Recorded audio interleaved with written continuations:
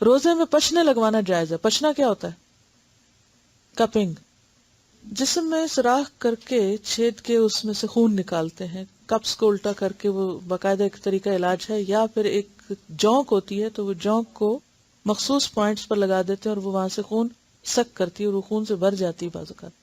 اسی لیے بعض اوقات لوگ کہتے ہیں نا بلڈ لینا ہے یا دینا ہے، تو وہ روزے کی حالت میں لے سکتے ہیں. ڈائبٹیز کے مریض شوگر بھی چیک کر سکتے ہیں. پچنے لگوانا دیکھیں سینگ سے بھی بعض اوقات وہ کرتے تھے پہلے زمانے میں نا. اب تو بہت نئے نئے طریقے آ چکے ہیں، اس کے مشینیں ہیں باقاعدہ، اور باقاعدہ ایک طریقہ علاج ہے. میں نے خود کئی دفعہ کروایا یہ علاج، وہ بہت ہی مفید ہے. جسم میں درد وغیرہ کئی قسم کے امراض کا علاج ہوتا ہے. اس سے ہوتا یہ ہے کہ ایک تیز دھار چاقو سا ہوتا ہے، یا کیا کہنا چاہیے اس کو، تو اس سے جس جگہ سے خون لینا ہوتا ہے وہاں وہ اس طرح کرتے ہیں، پرک کرتے ہیں. ٹھیک ہے، پرک ہو کے تو وہ کٹ جاتی ہے نا اتنی جگہ.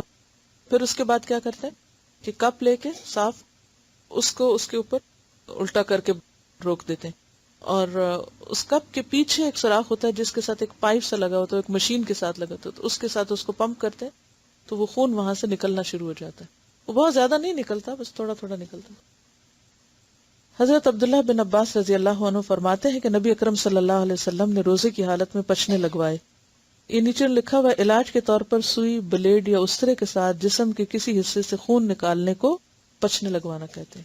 ٹھیک ہے، انجیکشن اگر وٹامنس کا نہیں ہے لگا سکتے ہیں. انہیلر یوز کر سکتے ہیں کیونکہ انہیلر سٹمک میں نہیں جاتا. وآخر دعوانا ان الحمد للہ رب العالمین.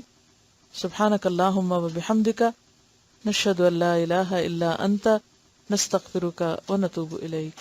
السلام علیکم ورحمۃ اللہ وبرکاتہ.